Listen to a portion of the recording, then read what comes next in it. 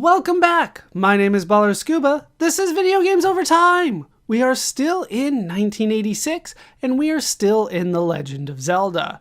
When we last left off, we beat the game. We got all the pieces of the Triforce together, we defeated Ganon by shooting him with an arrow, we defeated fire with our sword, and then we rescued the princess, held Triforces above our heads, and got the ending credits.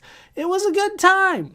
With that said, it's now time to talk about how the game holds up today, but first, there are a couple things that I wanted to show off from kind of alternate versions of the game, so to speak. We will start with the intro to the Famicom Disk System version of the game. This would be the original version of the game that was released. We didn't actually play the true original version, but we played an original version of the game. So here is the intro from the Famicom Disk System version. It will be mostly the same, but the music will be different.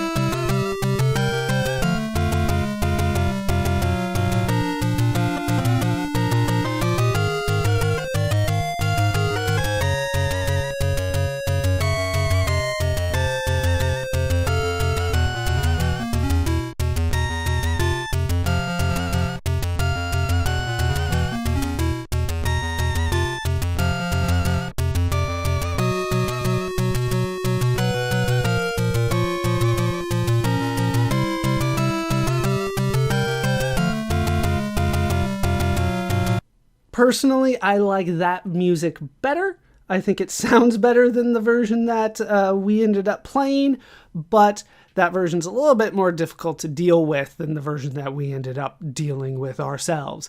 The other thing that I wanted to show off is the end screen that you get if you defeat the second quest of the game.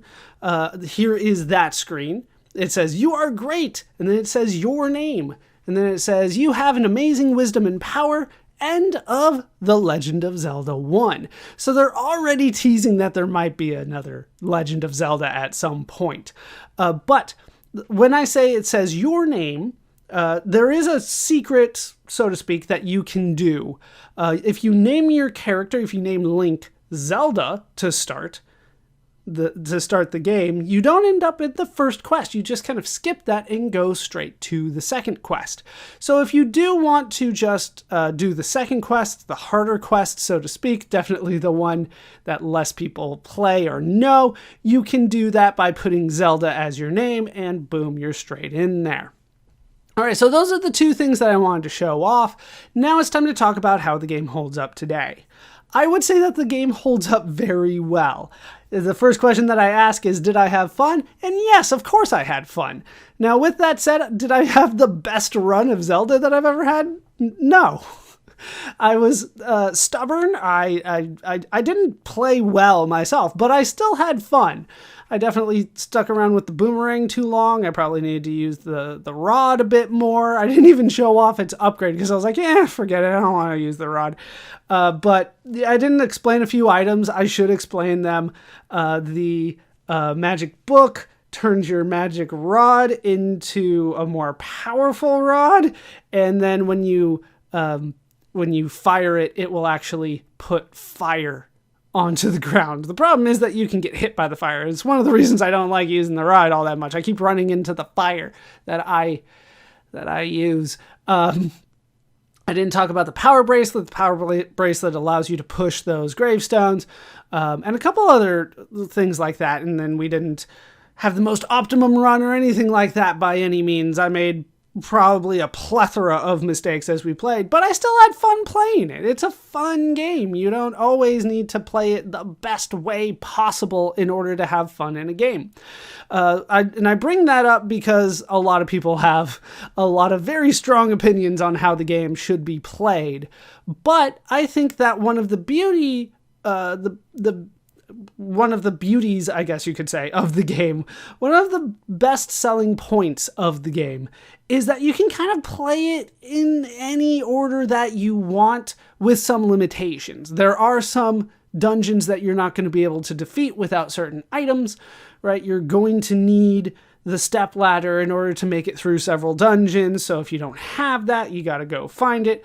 But you can go through the overworld in any kind of way you want. You don't have to get the items in a set order. It's not necessarily an open world, but it's got much less in terms of restrictions than a lot of other games that we have played. And I think that's one of the best aspects of the game. And it's one that Shigeru Miyamoto intentionally wanted to have, right? You can explore, you can go and find things. It's not more or less a hallway for you to walk down the way that a lot of other games are, including Mario to some extent. So there are some differing factors there. That is one of the best aspects of the game, is that it's kind of up to you. It feels like your quest. And as a result, death isn't the end in this game, right? All that really does is warp you back to the origin and gives you 3 hearts to start. Or if you're in a dungeon, takes you back to the entrance of the dungeon with 3 hearts to start. There's not really a game over screen, so to speak. There's a, you died, what would you like to do? You can save, or you can continue, or you can just stop. And once again, the fact that you can save is a huge deal for a console game. We've played a lot of computer games, so you might forget that, saving by itself is a huge deal. On a console, that really hasn't happened to this point, right? None of the Atari games would allow you to save, and none of the Nintendo games, the Famicom games that we have played to this point, would allow you to save. This game allows you to save. Granted, it's a little bit of a hassle with the disk system compared to what computers are allowing you to do in terms of saving, but it is still possible for you to save, pick up, and try again. This game is really about completion. It's about you saving Hyrule. With all that said, I have to bring up that even though these are new aspects for a console game, there are definitely computer games that I feel would have inspired The Legend of Zelda, even if the creators themselves don't necessarily say that the inspiration came from these games. It's hard for me not to look at the Tower of Jiraga, Hydlide, and Xanadu in particular as games that would have inspired the gameplay and kind of overall structure of The Legend of Zelda. Now, once again, the creators don't say that, so maybe they just had a very similar idea, but it's hard not to look at the items from the Tower of Jiraga, the overworld of Hydlide, and the dungeons of Xanadu and not see the similarities. But once again, the creators don't say that that's what happened.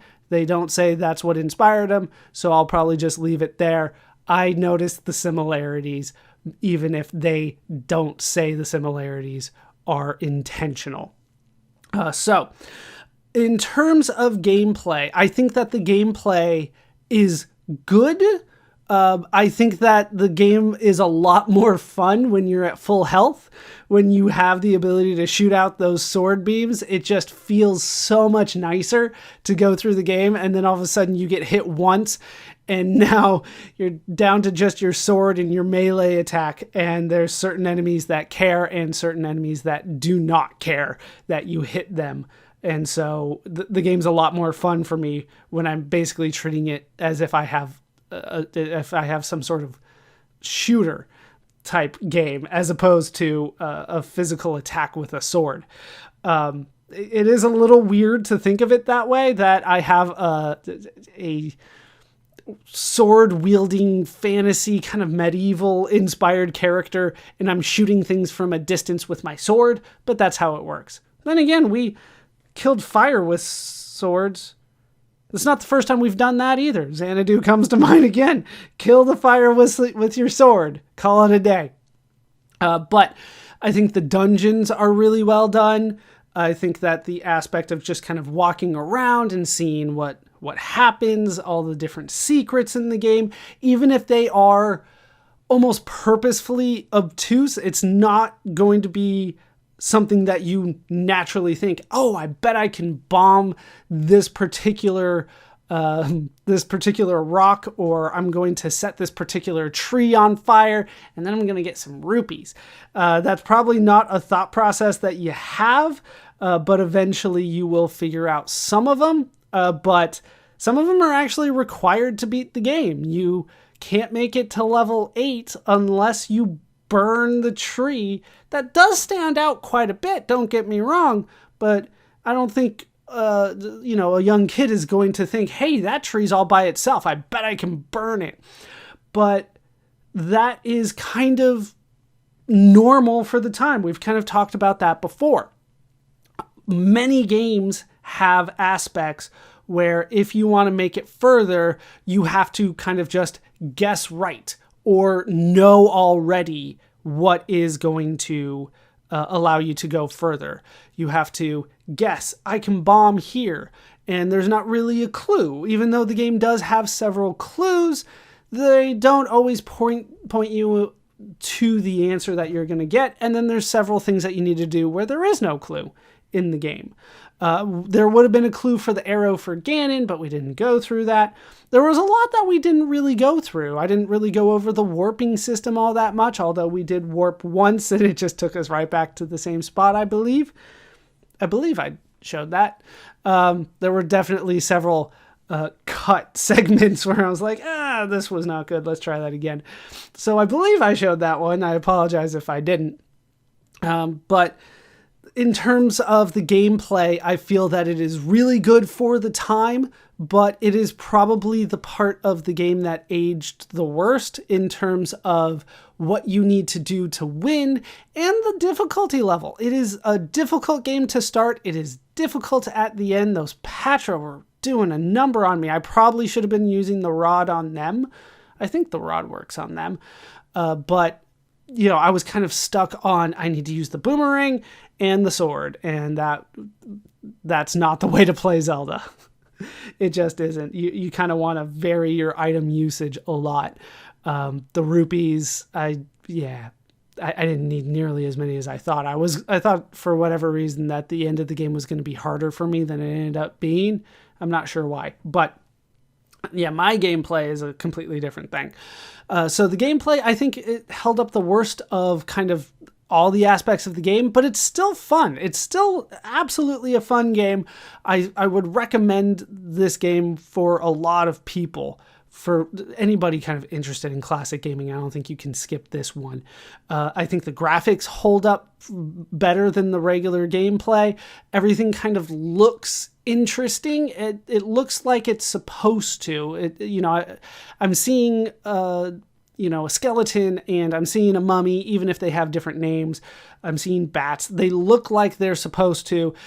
Even the enemies that, what am I looking at? Like a like, it looks interesting and it looks very similar to the artwork in the manual, which I did show off. In terms of the sound, I think, Koji Kondo is very good at the Famicom jingles, and this is no exception by any means. The jingles in this game, the music, it just feels like an adventure. And maybe that's because the adventure is already good, but I think that the music holds up on its own. And if you did play it for somebody outside the context of the game, it would feel like, oh, we're going somewhere. It's an adventure. This is fun. So I think the sound holds up very well, especially that Famicom Disk version of the intro. That holds up very well. So overall, things are fun. And yeah, do I have some small problems with the game? Sure. I'm not a big fan of the Pols voices. Pols voices. That's right. That I can't just scream at them to make them go away. And I feel like the game was balanced as if you could. And therefore, because we couldn't do that, it became too difficult. I hate the Patra altogether. I just wish they weren't in the game, but that's because they were difficult and hit me very hard all the time. I wish that the things were a little bit, more, there were more clues to let you know where certain things are. But I mean, these are all minor complaints. So overall, the game is a ton of fun, and I would highly recommend the game to anybody. If you can find a version of the original game, that would be best. But there's so much out there in terms of this game that it's hard to say that you're not going to be able to find something for it, but I would recommend actually playing it. This is just one of those games. It's going to be so impactful, and we will talk about that in a bit, that it is hard to ignore. And on top of that, it's also very fun. Is it going to be a huge difference from the games that we have played before? No, but it is packaged together in a way that we haven't seen before, and that makes it something worth going back to. And that's my modern take on the game. When it was released, The Legend of Zelda proved to be very popular. After having a stellar first day on the market, it would go on to sell 1.69 million units for the Famicom Disk System in Japan. The game is often credited with becoming the catalyst to make the Disk System a success in Japan. The critics were also very impressed with the game.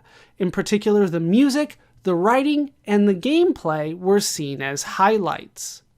As time has gone on, the game has retained its positive reputation.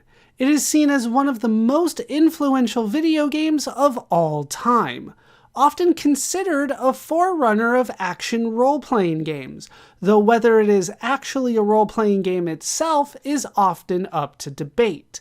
The game also routinely makes lists of the best video games of all time. The Legend of Zelda would see ports, sequels, and re-releases. We will keep an eye on some of these as we continue. As for Nintendo, with another big hit on their hands, Nintendo would continue to dominate the home console video game market. We will hear from Nintendo again. As for the creators behind the game, they would all continue to work in the video game industry. We will hear from almost all of them again in the future as well. That will do it for the story of The Legend of Zelda for now. My name is ballerscuba. This has been Video Games Over Time. Thank you so much for watching, and I hope to see you in our next video when we go into the third dimension.